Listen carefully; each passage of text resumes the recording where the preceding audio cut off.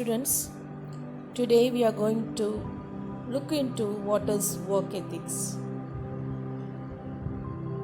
Work ethics is a belief that work and diligence have a moral benefit and an inherent ability, virtue, or value to strengthen the character and individual abilities. So, it's nothing but a group of principles, behaviors, values regarding how to conduct properly in workplace, how to behave properly in workplace. So, it clearly advocates the employees being personally accountable and responsible for their work. It is applicable to all everyone at work and at play. So, social ingrainment of this value is considered to enhance character through hard work that is respective to an individual's field of work.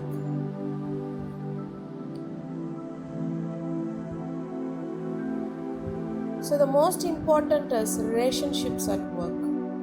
The relationship between management or customer, owner or client, management or employees, employee toward employer, co-workers, customers, everyone, everything comes under this relationship at work. It must be followed very regularly, very regularistic way in a proper manner. So if a work ethic is a set of principles so that everyone should be followed. There are a few factors which comes under discussion when regarding this work ethics. They are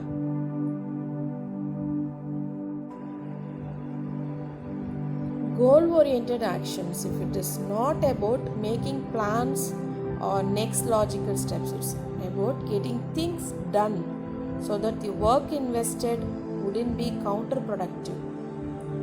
The next one should be a prioritized focus, focusing on qualitative activities that a person is responsible for and in areas where they can make a difference or high impact. So, based upon the objectives. The next thing, the factors we consider is being available and reliable, spending time on the work and building oneself up for the task is the concern one here. The next one will be conscientiousness, a desire to do a task well, being vigilant and organized is must needed one. Creating a rewarding routine system, engaging in tasks that provide strength and energy which can be transferred to your ultimate goals. Creating a habit and a habitat for success. So, embracing positivism, shape a problem with the statement good. Action problem, example. I am tired and it's time for a workout. Leads to good workout tired. So, work ethics also has been measured as a multidimensional variable composed of factors. Okay. There are a few elements which are considered for work ethics. The first one will be interpersonal skills. That is the skills which individual possess, like habits, attitudes, manners, appearance, and behavior of ourselves to others. Skills from parents. Be aware of your own habits. Okay. And the next thing we have to do in work ethical origin is that initiative. What are the work assigned to a group of people? Let you be the initiative one in order to do the work. That is a good ethical thing to do in working place. And being dependable in a teamwork, we can mutually help each other in order to bring out that team to a successful one. So, other employability skills are that Whenever we joined in a company or firm with some basic knowledge and we get trained in that company, if the technology or something changes, we have to change. We have to adapt to the new technology one and the innovation one. So, for example, if we need to run a new machinery, we need to learn the necessary instructions to operate a machine.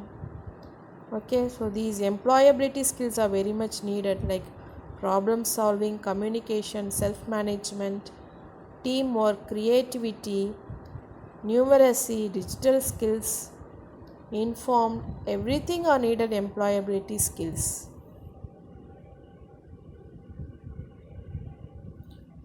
The next thing we have to look into work ethics is that employers' expectation. What our owner expect from us.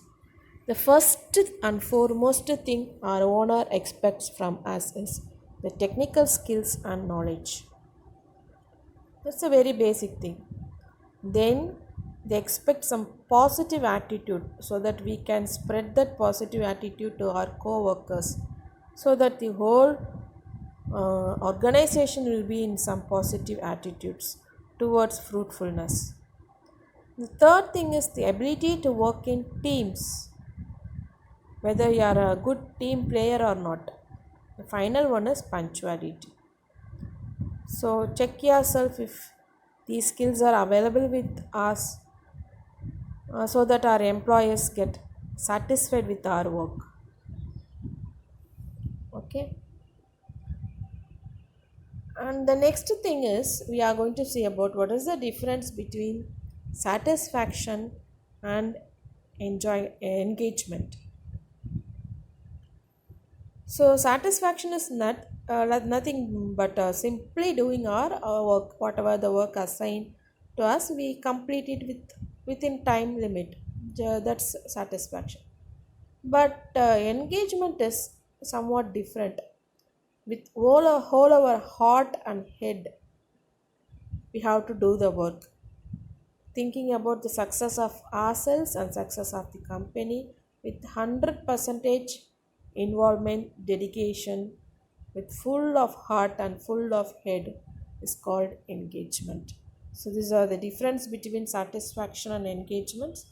So satisfaction is about doing job, engagement is about doing job above and beyond, making successful is satisfaction, making myself and company successful is engagement.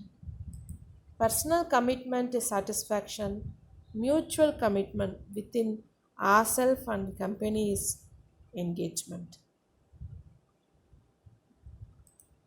So these are the basic difference between satisfaction and engagement.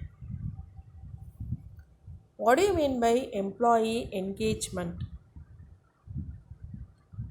So it's nothing but unlocking the employee potential to drive high performance. Engagement is about capturing employees' heart and heads.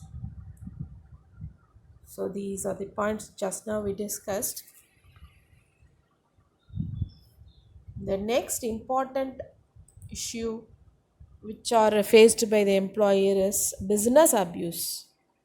So if a person involves himself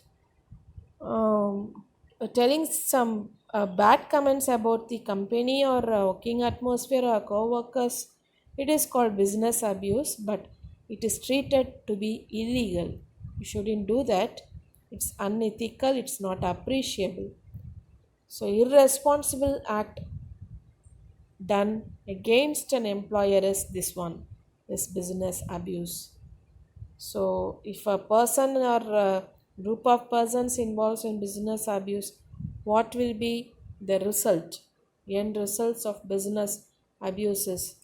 The prices will be boosted up, higher prices, because when we involve in abuse, productivity will obviously gets reduced. Productivity reduced means demand gets increased. Demand increases means price peaks up, right? So the results of business abuse is higher prices, Business will obviously may lead to failure because if there is long demand means if you are not able to meet the demand, then business goes into failure. Fewer jobs will be there, unpleasant working conditions will be there, and totally it's over. So how does the employees respond to these types of business abuse? When there is a business abuse inside the organization, what does the employers do? They obviously increase the security and surveillance. So this is not an appreciable one. We should not engage ourselves in order that there is some supervisor supervising our by 24/7, because we have the whole responsibility to do our job without any supervisions, right? So before you act, you have to ask yourself, whatever that the work you are doing, is this legal, and if it is against the company policy or not, could the action cause any loss or harm to anyone? If everyone I know saw me what I did, would they feel, would make that feel comfortable for me? So these are the questions we have to ask ourselves. Okay, so thank you students, let's end it here and meet you in next lecture.